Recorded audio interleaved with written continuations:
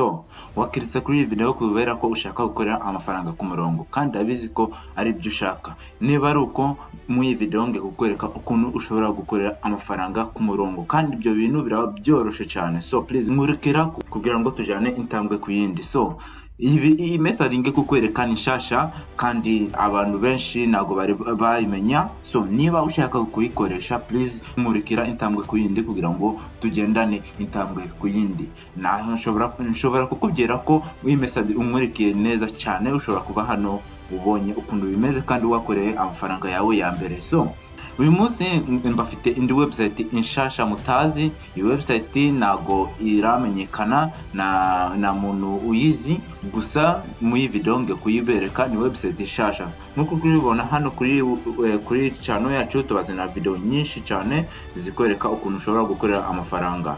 Twatangiranye na tutorials zikwereka ukuntu ushobora gukora iki, ukuntu ushobora gukoresha agasobanuye movies website. Link zose ndi kubabwira ndazishira hasi muri description hasi ya video kugira ngo ugende uzirebe. Link zose ndavuga muri iyi video, just genda hasi ya video uzirebe please. Noneho nkuko uri kubibona hano ni kuri channel yacu tubafitiye video nyinshi cyane z'ukuntu ushobora gukorera amafaranga. Nkuko uri kubibona hano ni video nyinshi cyane twagiye tubakorera kugira ngo mukorere amafaranga ku murongo. So reka noneho dutangire na method yacu. So method yacu noneho ukuntu imeze nuko turagenda kuri website ikwemerera gukorera amafaranga. Just ukoziki usharinze link, umuntu ayikirikaho noneho agashiramo email cyangwa se akagura iyo product cyangwa se akagura ikintu wavuze. Ibyo byose turabigarukaho, gusa iyi website ikwemerera gukorera amafaranga. Just ukoziki usharinze link yawe, umuntu agakirikaho agashiramo email agashiramo iki, noneho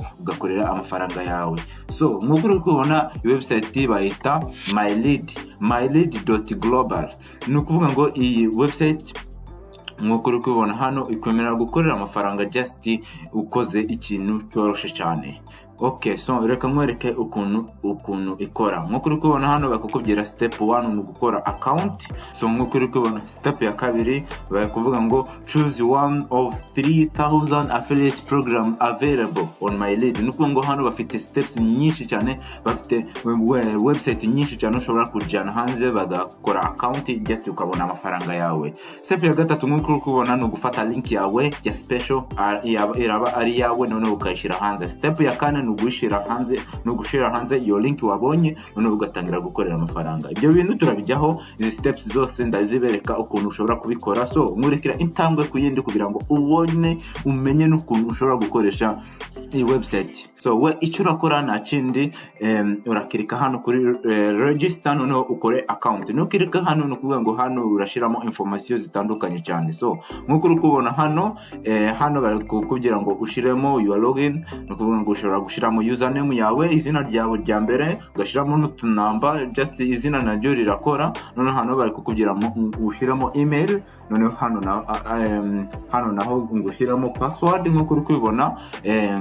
None ushiramo kabiri, hano urashiramo bwa mbere, hano ushiramo kabiri. So nukuvuga ngo ibi bintu biroroshe cyane. Nurangiza gushiramo password yawe barakujana kuri step ya kabiri. Nkuko uri kubona email account activation. Nukuvuga ngo hano barakohereza email yawe muri box. Nukuvuga ngo nuja kuri email yawe, nurangiza ino step urajya kuri email yawe none ukirika kuri link bakohereje. Numara gukirikaho ako kanya uraba wakoze iki, uraba wakoze step ya kabiri. Step ya gatatu nkuko uri kubona hano bakukubwira ngo account personal information. Hano urashiramo information zawe, bashobora kukubaza nk'imyaka yawe, aho utuye, address. Gusa ibyo nago ari byingenzi cyane, ushobora gushiramo na address ushaka kuko nago barakohereza ikintu muri poste cyangwa se mu rugo iwawe.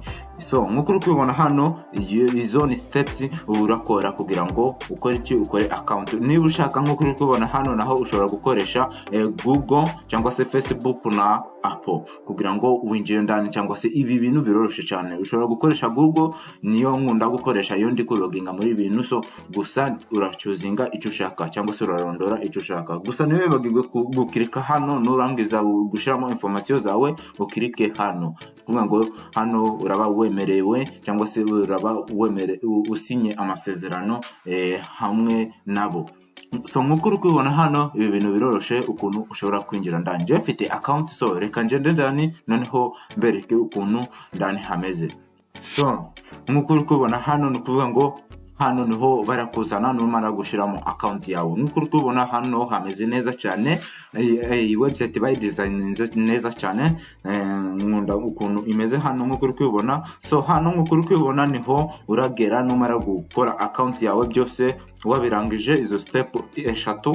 So nk'uko uri kubibona hano ni kuri home, hano naho hari ibindi bintu nk'uko uri kubibona, home, campaign, content locker, PPI, ni ibintu byinshi cyane hano nk'uko uri kubibona. Ni bimwe biri kuza hano kuvuga ngo ino iri mu nzira beta, ushobora kuyitestinga gusa inago yari yageraho.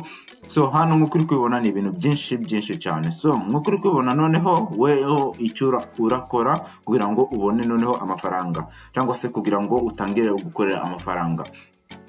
Hano nk'uko reka manze noneho mbereke ukuntu hano ibintu bikora. Hano niho amafaranga gawe garaba gari, hano bari kukwereka amafaranga uragezaho cyangwa se gari mu nzira gari kuza. Hano na amafaranga ufiteho, hano naho na amafaranga wavanyeho. Hano na abantu bari kuri link yawe cyangwa se bakirise kuri link yawe bari kubikora umuntu kano kanya. So hano naho bakakwereka ukuntu ibintu bimeze byari bimeze none. Hano naho bakakwereka profit wabonye none uyu cyangwa se uyu munsi. Hano naho abantu bagiye kuri iyo link yawe bagashiramo email cyangwa se bagashiramo ibyo ibisabwa. Hano naho na abantu bagiye kuri website gusa nibakore ibisabwa. Hano naho ni abantu mbega ni percent y'abantu bagiye kuri website bagakora ibisabwa. Hano naho na amafaranga nukuvuga ngo wakoreye. Nkuko ubona ko ibi bintu byoroshe cyane kandi nkuko uri kubibona ndi kugira ngo uri kubisobanukirwa kandi turi kujyana step by step. Please nkurikira step by step kugira ngo dukomezanye. So nk'uko uri kubibona hano ushobora guchozinga map cyangwa se ugachozinga statics. Hano barakwereka nyine statics nk'uko ibintu bimeze. So noneho reka tumwereke ukuntu ushobora gukorera amafaranga. Hano nukirika hano kuri campaigns ugakirika list of campaigns, ni kuvuga ngo hano ugiye gukora iki, ugiye guchozinga product, ugiye gupromotinga. Nukuvuga ngo hano link urafata hano niho urayikura. Nukuvuga ngo just nukirika ngo kuri kubona zino zose ni products zikurindiriye. Gusa hari ikintu kimwe nkwiye kukubwira, kuko nkuko uri kubona hano zino website ziriho koko, ariko hari ibintu byinshi ukiye kwitega. Okay, kagmwereke hano nidukirika expand. Nukuvuga ngo hano urikona ko ino iri muri Poland gusa, nago ushobora kwishiramo. Gusa nago bivuze yuko ukiye kuba uri muri Poland, ushobora kuba uri mu Rwanda gusa ugatargetinga abantu bari muri iki gihugu. Gusa ibyo bintu birakomeye. Ngiye kukwereka noneho indi method ukuntu ushobora kubikora kandi ukabona product nziza cyane. Urikona ko zose ino nayo iri muri United Kingdom, ino nayo nkuko uri kubona Spain. Nukuvuga ngo weho ngiye kukwereka ukuntu ushobora kubona product nziza. So nuja hano ukajya nkuko uri kubona hano ku ruhande, sinzi niba uri kuhabona. Okay, so uri kubona ko hano ushobora kuselectinga icyo ushaka. Katuvuga ngo niba ushaka abantu kuko nkuko uri kubona hano uyu umuntu ashize hano ashobora kuvuga ngo ndashaka abantu bakoresha mobile aribo babona website yanje. Gusa nkuko uri kubona hano ushobora guchozinga tablet, iOS cyangwa se iPhone, Android, Windows, mobile devices, icyo ushaka cyose. Gusa ibyo bintu ntabwo tubikeneye. So iweho icyo urajyaho urascrollinga nkuko uri kubona hano. Icyo nagusaba ko ujaho, reka nkwereke kiri hano hejuru kugira ngo noneho ukorera amafaranga. Iyo umuntu akiritse kuri link yawe ukirika kuri CPL ni kuvuga ngo click per lead. Ni kuvuga ngo umuntu nakirika kuri link yawe noneho agakora iki, agakora action, agashiramo email ye, agakora icyo bisabwa, urakorera amafaranga. Click per action nayo turayikeneye. Ni kuvuga ngo umuntu nibirasa iyo umuntu akiritse kuri link yawe nabwo agashiramo link information ze, nabwo barabimenya noneho bakaguha amafaranga yawe. Ni ibintu byinshi hano ushobora gukora. Nkuko uri kubona hano hariho information, nkuko uri kubona hano ku ruhande bari kubikwereka. Gusa hari ibintu byinshi cyane hano ushobora kuselectinga. Gusa hari ikindi kintu dushobora tukiye guselectinga. Turaselectinga dating. Ni kuvuga ngo hano bino biraba byemerewe cyane biraba byemerewe ku isi hose. So reka nkwereke nk'uko uri kubona hano ni za dating cyangwa se niba ushaka umusheri kuri online, hano ino website ziragufasha. No kuvuga ngo hano ugiye kubereka zino website abantu bakeneye abasheri cyangwa se abafiance kuri website cyangwa se kuri online, zino website zirabafasha. So nukirika kuri expand, noneho ukajya hano, ino riri muri United Kingdom gusa. Hano naho uri kubona ko mbega tukwiye guselectinga ziri ku isi hose. So hano uri kubona ko hano ari nyinshi cyane, gusa dukeneye iziri ku isi hose. So nk'uko uri kubona hano twabonye website yemerewe mu isi hose. Nk'uko uri kubona bayita Adult Dating Smart Link 2. So nk'uko uri kubona hano bari kuvuga ngo yemerewe ku isi hose. Nk'uko uri kubona hano global, ni kuvuga ngo hano yemerewe ku isi hose. Just urachuzinga ino cyangwa se uchuzinge iyo ushaka ifa kuba yemerewe ku isi hose nk'uko uri kubona hano. So commission icyo ukwiye kureba hano, please urareba hano commission, kuvuga ngo hano ni email form confirm, ni email confirm. So kuvuga ngo umuntu arashiramo email ye kugira ngo ubone amafaranga. Ni kuvuga ngo urabona link yawe, noneho umuntu nakora ikinashiramo email ye urakorera amafaranga. Ibyo bintu biroroshe, ndabizi ko mwebwe muzi ukuntu mushobora kusharinga. Nk'uko uri kubona hano naho ni yindi website nayo yemerewe hafi ku isi hose. Nk'uko uri kubona hano zino zose ni ibihugu, bino byose ni ibihugu byemerewe ku isi hose. Nk'uko uri kubona ni byinshi cyane, ni byinshi cyane nk'uko uri kubona. So ndi kugira ngo turi kujyana step by step, okay? So nk'uko uri kubona hano hari u Rwanda. So nk'uko uri kubona hano ni website nyinshi cyane ushobora gukoresha. Noneho nurangiza guselectinga katuvuga ngo ushaka ino, icyo urakora noneho niho tugiye none kuri action. Katuvuga ngo ushaka kuyisharinga kuri Facebook, ushaka kuyisharinga kuri YouTube, TikTok, aho ushaka hose. Gusa mfite message nziza cyane ushobora kugufasha gukorera amafaranga menshi arushaho. Noneho ngiye kukwereka ukuntu ushobora kuzana abantu ku iyo link yawe. Ndabizi ko benshi bashobora gukoresha Instagram, Facebook n'ibindi byose, gusa uyu munsi ngiye kukwereka ukuntu ushobora kubikora noneho byoroshe cyane. Icyo turakora turakoresha Instagram na TikTok, cyangwa se niba ubona ko ibi bintu biruhije ushobora kugenda kuri Facebook ukandika agasobanuye 250 official. Iyi ni Facebook group twakoze, irimo abantu benshi cyane kandi bashyiraho ibintu bitandukanye cyane.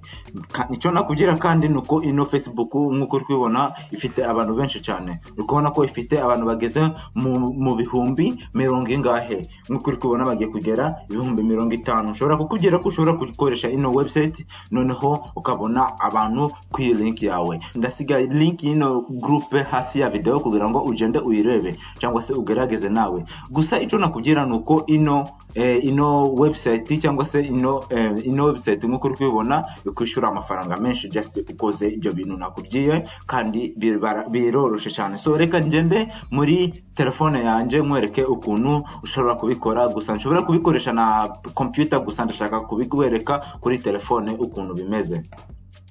So nk'uko uri kubona ino ni mobile yanjye, hano ndi muri mobile yanjye.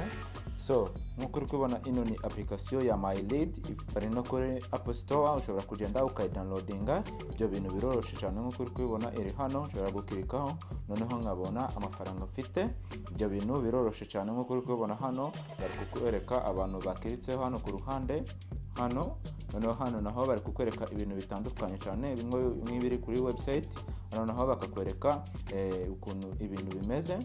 Hano naho nk'uko uri kubona hano just ura scrolling down, hano bari kuvuga ngo abantu 13 bamaze gukirika kuri link yanje. Ibyo bintu biroroshe cyane kandi iyo link nishize hanze kano kanya. So hano nk'uko uri kubona hano ku ruhande naho ushobora gukirikaho, hariho ibindi bintu ushobora gukora. Nk'uko uri kubona hano bimeze nko kuri computer naho bimeze gutya. Ushobora gukirika kuri campaigns, nk'uko uri kubona nukirikaho ugakirika hano ku lists. nk'uko uri kubona hano naho haraza ibintu ushobora gukora cyangwa se ushobora kumupromotinga. Gusa bino ntabwo ari byo turiho.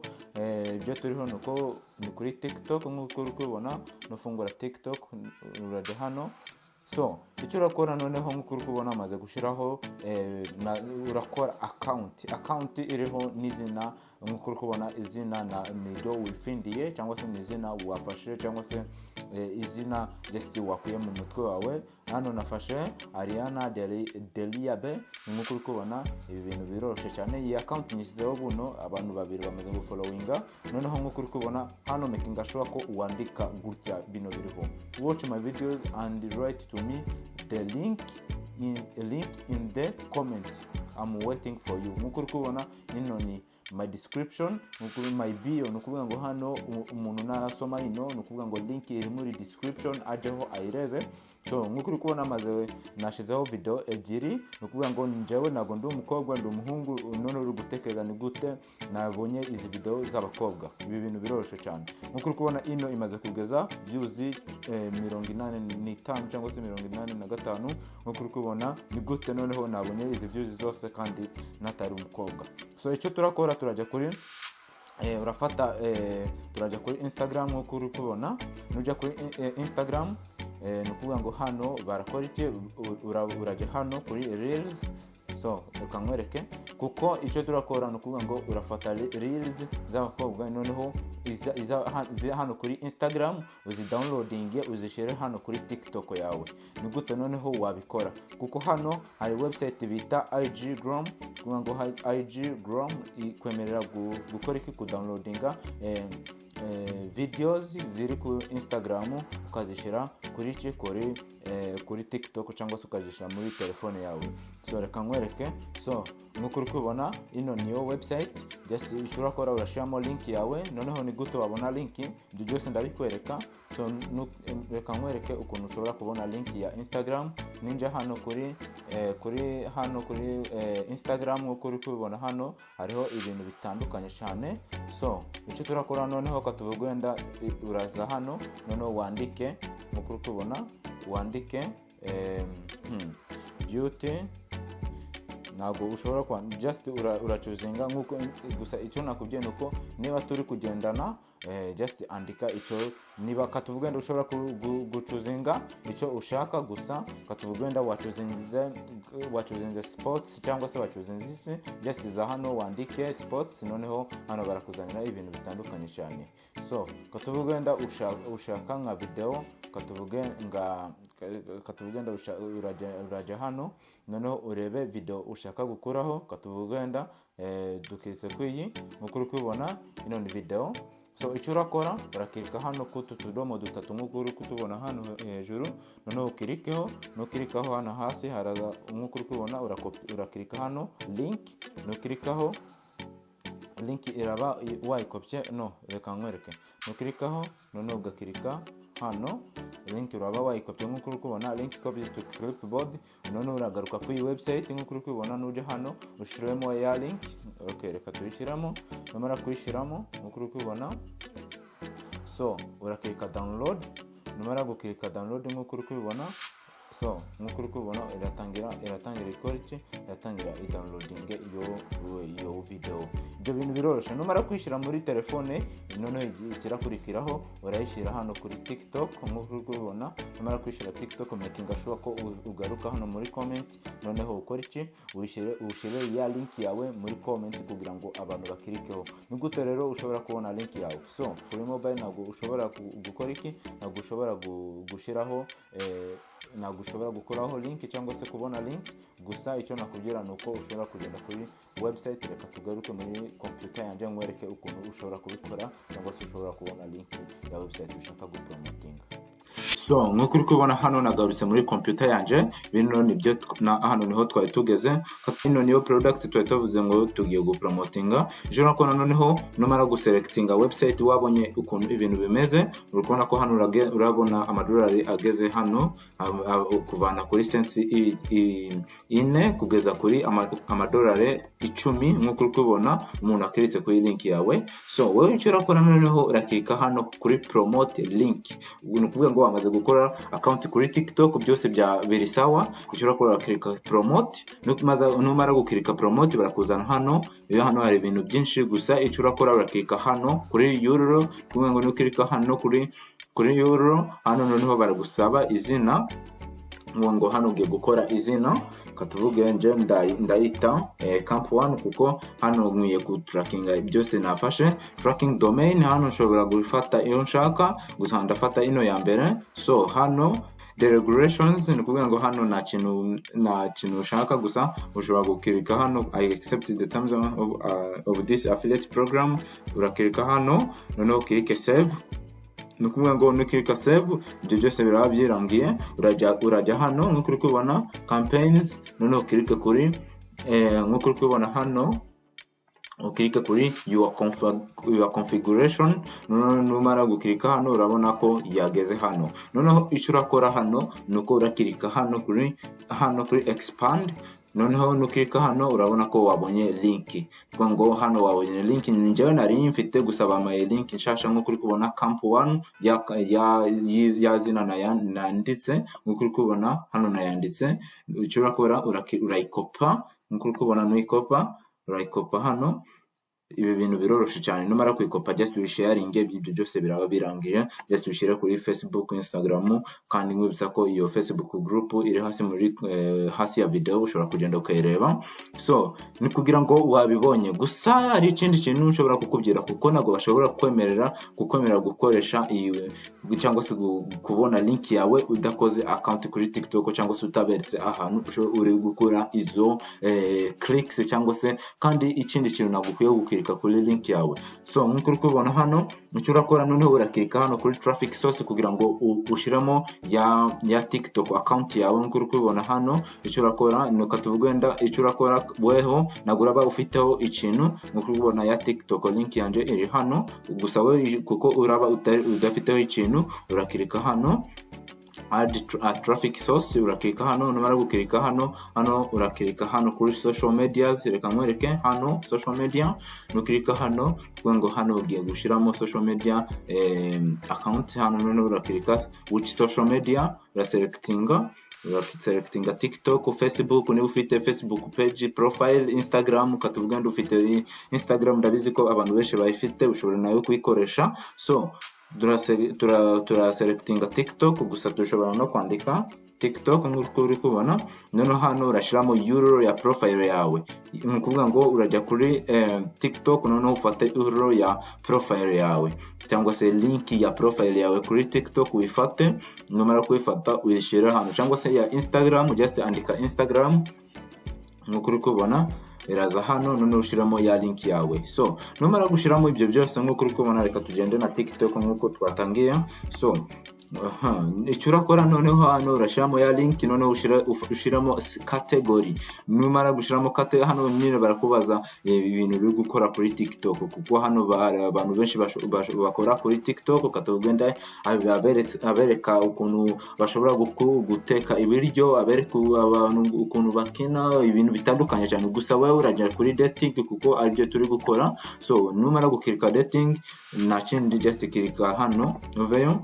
So nk'uko uri kubona numara gukirika dating scrolling down cyangwa se uje hano ku ruhande scrolling down, noneho ukirike submit. So nk'uko uri kubona category 1 ya selectinzwe. Noneho uri kubona number of followers, ni kuvuga ngo abantu ba followinze. Nago bino barabireba just kirika katuvugende just shiramo niba ufiteho 0 shiramo 0, niba ufitemo 2 shiramo 2. nta kintu baragukora cyane kandi ibi bintu biremerewe. So katuvugenda dufitemo aba babiri. So nk'uko babibonye content 18+ katuvugenda ushirizamo ibintu by'abana badakwiye kureba. Please make gashoboka ko ushizeho kano, cyangwa se niba nta kibazo abana bashobora kubireba. Abantu bari hasi y'imyaka 18 bashobora kubireba, nabwo nta kibazo ushobora kukarekeraho. Numara gushiramo ibyo byose nakubwiye just klika kuri add hano. Nukuvuga ngo hano uraba wakoze iyo traffic source. Nta kindi gisigaye just nukuvuga ngo ushobora gukora campaigns ushaka zose. Just za hano uchuzinge icyo ushaka gupromotinga, gusa guko nabikubwiye making sure ko ukora iki uja hano ukareba igihugu, kuko ibyo bintu ni byingenzi cyane. So ndagushimiye cyane wewe twabanye muri video. Please nk'uko uri kubona making sure ko usubscribinga kuko ino video nk'uko uri kubibona nashizemo imbaraga nyinshi cyane kandi abandi ba YouTube badakora nk'uko uri kubibona video byanwaye umwanya nyinshi cyane kuyeditinga kuyikora ngushakisha n'ukuntu ushobora kubigusobanurira ibyo bintu byatwaye umwanya cyane. Please kora subscribe like ni video kugira ngo mbibone ko wayikunze kandi nkomeze mbazanira video zitandukanye kandi nziza cyane. So making sure ureba ino video aho ndi kukwereka ukuntu ushobora kubona amafaranga y'ubuntu ibihumbi 100 by'ubuntu. Making sure ukirika kuri screen yawe iyi video iriho kano kanya, just kirikaho uyirebe ukuntu ushobora kurukorera amafaranga just uy'ubuntu nukora account yawe. So reka tubonane mu video y'ubutaha. Ciao ciao.